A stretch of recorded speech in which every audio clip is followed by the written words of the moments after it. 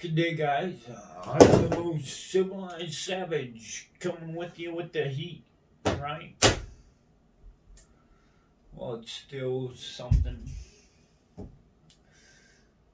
right? We're going to start this one with a quote from the man himself, apparently. If you search Einstein relativity and ethics, right, on your little bean.com, we'll give you one thing right at the very top. Relativity applies to physics, not ethics. In quotation marks, by Albert Einstein, ethical concerns have been present since the origins of OR, addressing all dimensions of this discipline in society. Euroline.organization website slash ethics and or blah blah blah blah. Right. But what is relativity? What is the fancy word that the guys are talking about on the Big Bang? I mean, what good has that done any of that? Right? Relativity, well, that retard sure has a whole lot to say about a whole lot. Right? Oh well. Let's see what the book has to say on relativity, right? 7,119 is the page it starts on. Wow.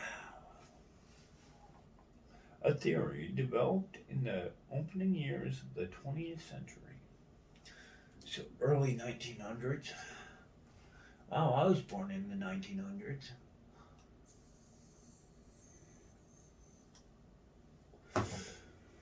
But I was born on the precipice of the millennia. I'm a whole nother man, right? I saw Y2K in 2012. I saw 9/11 and everything else. Rwanda happened in the years I was born, as well as a couple other things, right?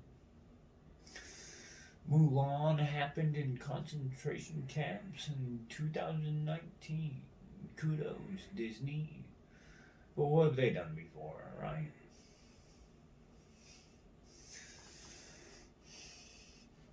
Yeah, ethics, not fucking relative. Right? Which anomalies in the concept of relative motion, but which, in its ramifications, have developed into one of the most important basic concepts in physical science. Wow. But let's see how fucking sciencey it really is, says the fucking fancy dancy book. Although there's more than this, there's more context than this, right? This is just the preamble, right? The theory of relativity developed primarily by German American physicist Albert Einstein. There's the guy we were talking about, Noah Alexander the Great, but he's a guy, right? Not son of a god or son of a king or anything really, right? Is the basis for later demonstration by physicists of an essential unity of matter and energy, of space and time, and of the forces of gravity and acceleration. Well, call me a butterfly effect. QE that motherfucker. Physical laws generally accepted by the scientists prior to the development of the theory of relativity, now called classical laws, right, were based on the principles of mechanics. Sounds good to me. Enunciated in the late 17th century by the English scientist Sir Isaac Newton.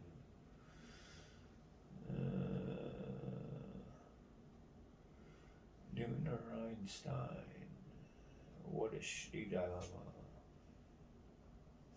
The Newtonian mechanics and the relativistic and mathematical development. Oh, wait.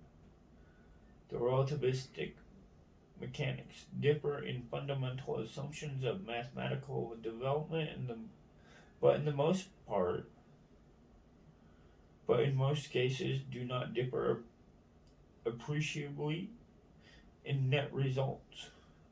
The behavior of the billiard ball when struck by another billiard ball, for example, may be predicted by mathematical calculations based on either type of mechanics and produce approximately identical results.